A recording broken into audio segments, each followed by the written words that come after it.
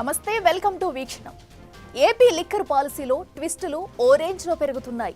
ఎవరెవరికి సంబంధం ఉంది, మద్యం పాలసీ ఎలా తయారు చేశారు, ఆర్గనైజ్డ్గా ముడుపులు ఎలా మళ్లించారు, కుట్రలకు కేంద్ర స్థానం ఏంటి, సప్లై సేల్స్కు ఆఫ్లైన్ ఎందుకు పెట్టారు, ఇదంతా దూరం నుంచి చూస్తే ఏమీ అర్థం కాదు. కానీ దగ్గర నుంచి చూస్తే ఒక్కో లెక్క బయటకొస్తుంది. ఇప్పుడు సిట్ కూడా అదే చేస్తుంది. లేటెస్ట్గా రాజ్ కేసిరెడ్డి విచారణలో విస్తుపోయే వాస్తవాలు వెలుగులోకి వచ్చాయి. రిమాండ్ రిపోర్ట్లో దిమ్మ తిరిగే లెక్కలు బయటకొచ్చాయి.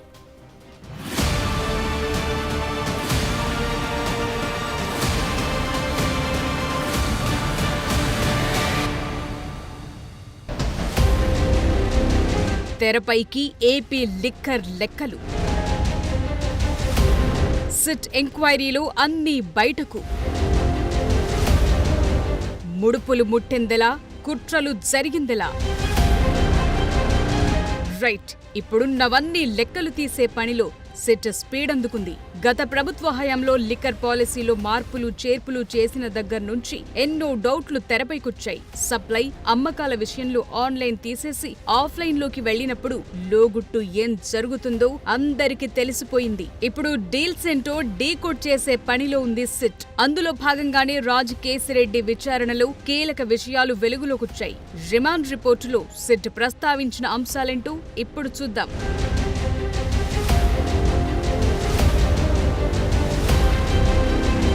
2019-24 మధ్య ఒకటి కాదు, రెండు కాదు, ఏకంగా 3200 కోట్లు ముడుపులు వసూలు చేసినట్లు సిట్ ఐడెంటిఫై చేసింది. ఈ మొత్తం స్కామ్ లో ప్లానింగ్, ఎగ్జిక్యూషన్, ముడుపుల వసూళ్ల నెట్వర్క్ లో నాటి సీఎం జగన్ కు ఐటీ సలహాదారుగా పనిచేసిన రాజ్ కేసిరెడ్డి కీలక పాత్ర పోషించారని తేల్చింది. MP Mithun Reddy, Vijayasai Reddy, SPY agro industries యజమాని సజ్జల శ్రీధర్ రెడ్డి, అప్పట్లో సీఎంఓ కార్యదర్శి Dhanunjaya Reddy, CM OSD Krishnamohan Reddy, AP beverages corporation గత ఎండీ వాసుదేవరెడ్డి, ప్రత్యేకాధికారి సత్యప్రసాద్ తో పాటు బాలాజీ అనే వ్యక్తితో కలిసి కేసిరెడ్డి ఇదంతా చేశారని గుర్తించింది.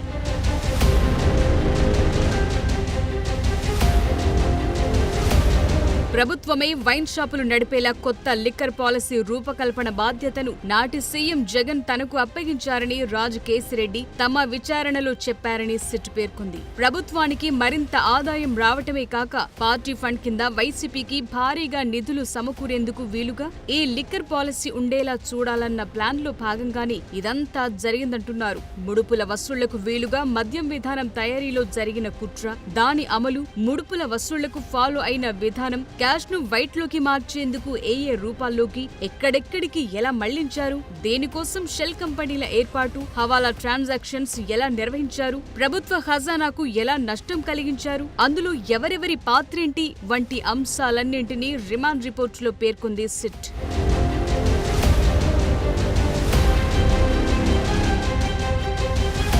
ఈ కేసులో పక్కాగా సాక్ష్యాలు సేకరించి ముందుకు వెళుతోంది సిట్. కొత్త లిక్కర్ పాలసీ విధానాన్ని 2019 ఆగస్టు 16న నాటి జగన్ ప్రభుత్వం తీసుకొచ్చింది. వాసుదేవరెడ్డిని డిప్యూటేషన్ పై తీసుకొచ్చి బేవరేజెస్ కార్పొరేషన్ ఎండీగా, బేవరేజెస్ అండ్ డిస్టిలరీస్ కమిషనర్ గా కీలక బాధ్యతల్ని అప్పగించారు. ఆ తరువాత అసలు కథ మొదలైనట్లు సిట్ గుర్తించింది. 2019 అక్టోబర్ 13న హైదరాబాద్ లోని విజయసాయిరెడ్డి నివాసంలో మిథున్ రెడ్డి, కేసిరెడ్డి, రాజశేఖర్ రెడ్డి, సుమిత్ సహా మరికొందరున్నారని, నెలకు 50 నుంచి 60 కోట్ల దాకా ముడుపులు వసూలు చేసేందుకు అవకాశముందని లెక్కకట్టి అందుకు తగ్గట్లు ప్రణాళిక రూపొందించినట్లు సిట్ గుర్తించింది. ఇప్పటికే సిట్ విచారణకు విజయసాయిరెడ్డి, మిథున్ రెడ్డి హాజరయ్యారు. వారి నుంచి కీలక సమాచారాన్ని సిట్ రాబట్టింది.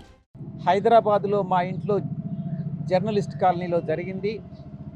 ఆ సమావేశానికి వాసుదేవరెడ్డి, సత్యప్రసాద్, ఎంపీ మిథున్ రెడ్డి, నేను, కసిరెడ్డి రాజశేఖర్ రెడ్డి, సజ్జల శ్రీధర్ రెడ్డి అంటే ఎస్పీవై డిస్టిలరీస్, వీళ్ళు అటెండ్ కావడం జరిగిందన్నటువంటి విషయాన్ని తెలియజెప్పడం జరిగింది. రెండవ సమావేశంలో కూడా వీళ్ళే అటెండ్ కావడం జరిగింది విల్లాలో, విజయవాడ విల్లాలో అని చెప్పినప్పుడు రెండవ సమావేశంలో ఓఎస్డి కృష్ణమోహన్ రెడ్డి గారు, ఐఏఎస్ ధనంజయ రెడ్డి గారు అటెండ్ అయ్యారా అన్నటువంటి ప్రశ్నకి నాకు గుర్తున్నంత వరకు వాళ్ళిద్దరూ అటెండ్ కాలేదు అన్నటువంటి విషయాన్ని నేను చెప్పాను. మరోవైపు విజయసాయి తీరుపై రాజ్ కేసిరెడ్డి ఆడియో ద్వారా కౌంటర్ ఇచ్చారు. పూర్తి దర్యాప్తు తర్వాత అస్సలు మ్యాటర్ తేలుతుందన్నారు. నేను రాజశేఖర రెడ్డి కేసిరెడ్డి మాట్లాడుతున్నాను. ఈ హైకోర్టులో యాంటిసిపేటరీ బెయిల్ పిటిషన్ కి హైకోర్టు మళ్ళా 1 వీక్ కి పోస్ట్పోన్ చేసింది. అండ్ మనకు హియరింగ్ కి కూడా ఇంటరిమ్ ప్రొటెక్షన్ ఏం రాలేదు. సో ఇది ఇంకా లాంగ్ పట్టేటట్టు ఉంది. సిట్ విచారణకి నా అంతటి నేనే వచ్చి అటెండ్ కావాలని డెసిషన్ తీసుకున్నాను. By 11-12 I will be in SIT office. Thank you. ఈ సిట్ అధికారులకు కూడా నేను కమ్యూనికేట్ చేసుకున్నాను. లిక్కర్ పాలసీలో అక్రమాలు జరిగి ముడుపులు ఎలా చేతులు మారాయన్న డౌట్ రావటానికి ప్రధాన కారణం ఆన్లైన్ విధానం తీసేసి ఆఫ్లైన్ కు తీసుకురావటం. 2019 దాకా ఎక్సైజ్ శాఖ సీటెల్ సాఫ్ట్వేర్ వాడేది.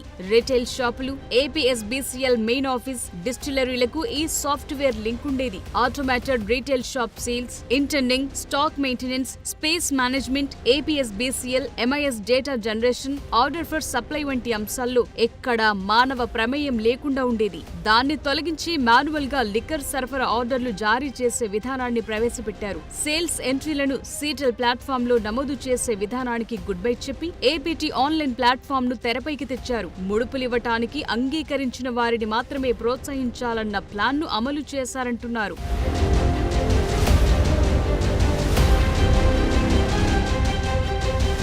ప్రతి నెల 27 నుండి 30 లక్షల కేసుల ఎంఐఎల్, 7 నుంచి 10 లక్షల కేసుల బీర్ విక్రయించేవారు. ఏఏ బ్రాండ్లకు ఎంతెంత ముడుపులు చెల్లించింది సిట్ రిమాండ్ రిపోర్టులో పేర్కొంది. అయితే ముడుపుల విషయంలో విజయసాయి రెడ్డి ఏం చెప్పారో చూడండి.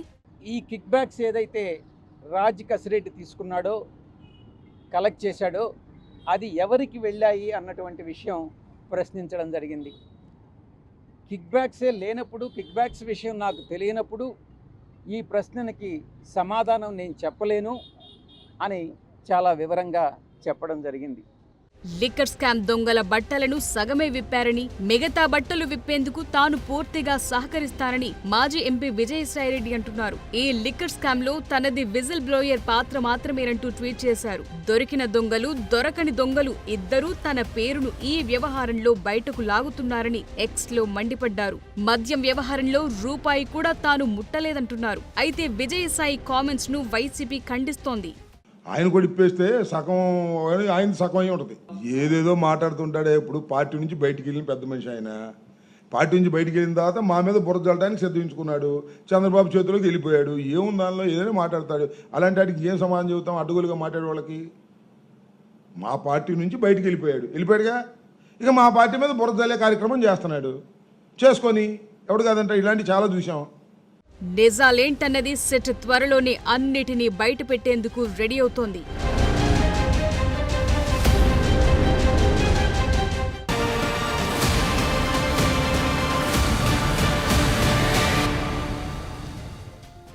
మద్యం వినియోగాన్ని తగ్గించడమే లక్ష్యంగా అడుగులు వేశామని వైసీపీ అధినేత చెప్పే మాట. కానీ కేసిరెడ్డి రిమాండ్ రిపోర్ట్ చూస్తే అటు ప్రభుత్వ ఖజానా, ఇటు పార్టీ ఖజానా, పర్సనల్ ఖజానా పెంచుకునే ప్రయత్నాలు జరిగాయన్న విషయం బయటకొస్తుంది. అసలు ఇందులో స్కామ్ ఎక్కడున్నది జగన్ మాట, ఖచ్చితంగా ఉందన్నది ప్రభుత్వం అంటున్న మాట. ఎంత పెద్దవారున్నా వదిలే ప్రసక్తే లేదంటున్న పరిస్థితి.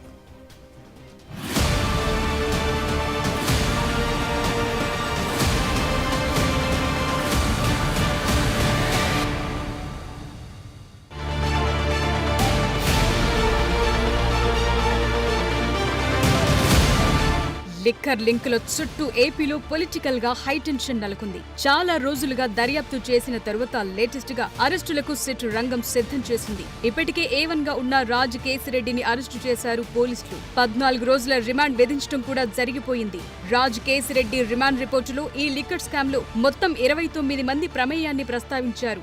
ఈ కుంభకోణంలో కీలకంగా వ్యవహరించిన కేసిరెడ్డి రాజశేఖర్ రెడ్డిని A1 గా, YCP MP Mithun Reddy A4, YCP మాజీ నేత విజయసాయి రెడ్డిని A5 గా పేర్కొంది సిట్. అక్యూజ్డ్ లిస్ట్ చూస్తే A2 Dontireddy Vasudeva Reddy, A3 Satyaprasad, A4 Peddireddy Mithun Reddy, A5 Vijayasai Reddy, A6 Sajjala Sridhar Reddy, A7 Muppidi Avinash Reddy, A8 Buneti Chanakya, A9 ఈశ్వర కిరణ్ కుమార్ రెడ్డి, A10 SK సైఫ్ అహ్మద్. ఇలా 29 మందిపై అభియోగాలు మోపింది సిట్.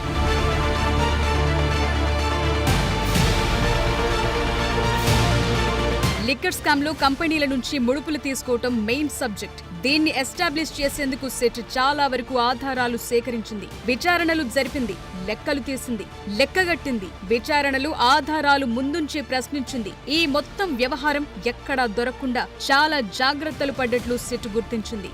ముడుపుల్ని బులియన్ ఖాతాల్లోకి బదలాయించడం, లిక్కర్ సిండికేట్ సభ్యుల సన్నిహితులు, మిత్రులకు చెందిన స్థిరాస్తి కంపెనీలు, ఇతర వ్యాపార సంస్థల ఖాతాల్లోకి మనీ ట్రాన్స్ఫర్లు, ఆర్గనైజ్డ్ హవాలా నెట్వర్క్ల ద్వారా లిక్కర్ సిండికేట్ సభ్యులకు చెందిన షెల్ కంపెనీల్లోకి ట్రాన్స్ఫర్లు జరిగేవని గుర్తించారు. అయితే వీటికి గత ప్రభుత్వంలో కీలకంగా వ్యవహరించిన వారికి లింక్ లేంటన్నది ఎస్టాబ్లిష్ చేయబోతున్నారు. అందులో భాగంగానే విజయసాయిరెడ్డి నుంచి కీలక సమాచారం రాబట్టారంటున్నారు. రాజ్ కసిరెడ్డి, సజ్జల శ్రీధర్ రెడ్డి, మిథున్ రెడ్డి కోరిక మేరకు అరబిందో కంపెనీ నుంచి 100 కోట్ల రూపాయలు రాజ్ కసిరెడ్డి చెప్పినటువంటి కంపెనీస్ ఏదైతే ఉన్నాయో అడాన్ డిస్టిలరీస్కి,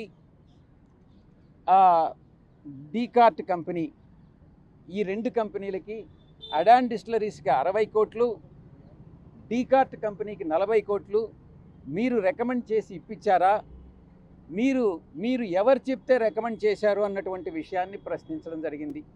వైసీపీ ప్రభుత్వంలోని కీలక వ్యక్తులతో కలిసి కొందరు మద్యం సిండికేట్ గా ఏర్పడ్డారని సిట్ ఐడెంటిఫై చేసింది. మద్యం ముడుపుల కుంభకోణానికి ప్రధాన సూత్రధారి, అమలు చేసింది జగన్ కు ఐటీ సలహాదారుగా పనిచేసిన కేసిరెడ్డి రాజశేఖర్ రెడ్డి తేల్చింది. పేరొందిన బ్రాండ్ల మద్యం సరఫరాను నిలిపేసి ముడుపులిచ్చిన సప్లయర్ల బ్రాండ్లకే అనుమతివ్వటంలో కేసిరెడ్డి రాజశేఖర్ రెడ్డితో పాటు వాసుదేవరెడ్డి, సత్యప్రసాద్, మిథున్ రెడ్డి, విజయసాయిరెడ్డి, సజ్జల శ్రీధర్ రెడ్డి ఇలా లిస్టు రెడీ చేస్తోంది సిట్. నిజానికి వైసీపీ మద్యపాన నిషేధం అని అధికారంలోకి వచ్చింది. అయితే ఊరు పేరు లేని బ్రాండ్లు తెరపైకొచ్చాయి. దర్యాప్తు నివేదికలు, ఫోరెన్సిక్ సైన్స్ ల్యాబ్ రిపోర్టుల ప్రకారం మద్యం నమూనాల్లో మిథైల్ ఆల్కహాల్, ఎథైల్ ఆల్కహాల్ ఆనవాళ్లు బయటపడ్డాయి.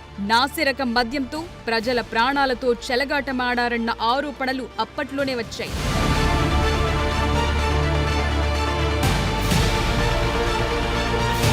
ఈ మొత్తం ఎపిసోడ్ పై మాజీ సీఎం జగన్ రియాక్ట్ అయ్యారు. లిక్కర్ అమ్మకాలు తగ్గిస్తే లంచాలిస్తారా, అమ్మకాలు పెంచితే లంచాలిస్తారా అని క్వశ్చన్ చేస్తున్నారు. వైసీపీ తెచ్చిన లిక్కర్ విధానం విప్లవాత్మకమైందన్నారు. ప్రైవేట్ వైన్ షాపులు తీసేసి ప్రభుత్వమే నిర్వహించిందని, అమ్మకాల టైమింగ్స్ తగ్గించడం దగ్గర నుంచి లిక్కర్ ట్యాక్సులు పెంచడం, దాంతో రేట్లు పెరిగి అమ్మకాలు తగ్గుముఖం పట్టేదాకా చర్యలు తీసుకున్నామని సమర్థించుకునే ప్రయత్నం చేశారు. అయితే ఈ స్కామ్ లో ఎంత పెద్దవారున్నా వదిలిపెట్టే ప్రసక్తే లేదని టీడీపీ నేతలంటున్నారు.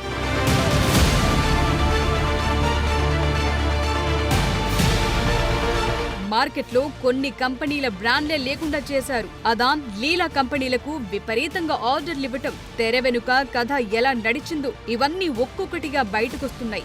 నిజానికి రాజ్ కేసిరెడ్డి అరెస్టు నుంచి తప్పించుకునేందుకు మారు పేరుతో శంషాబాద్ వచ్చినప్పటికీ సిట్ పట్టుకుని అరెస్టు చేసింది. మరోవైపు రాజకీయ వేధింపుల్లో భాగంగానే తనపై మద్యం కేసు పెట్టారని ఎంపీ మిథున్ రెడ్డి ఆరోపిస్తున్నారు. ఇప్పటికే ఎన్నో ఆరోపణలు చేసినా ఒక్కటి నిరూపించలేకపోయారంటున్నారు.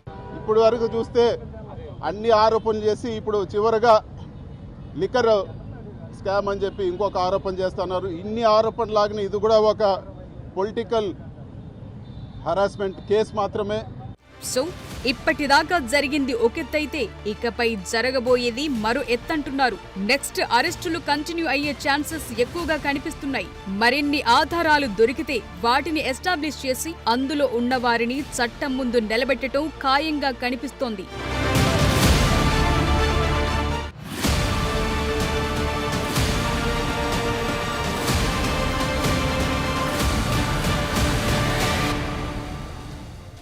లిక్కర్ స్కామ్ లో సిట్ ఇంకా స్పీడ్ పెంచడం ఖాయంగానే కనిపిస్తుంది. మరి నెక్స్ట్ అరెస్ట్ ఎవరన్నది ఉత్కంఠంగా మారింది. For more videos like this, subscribe Big TV channel.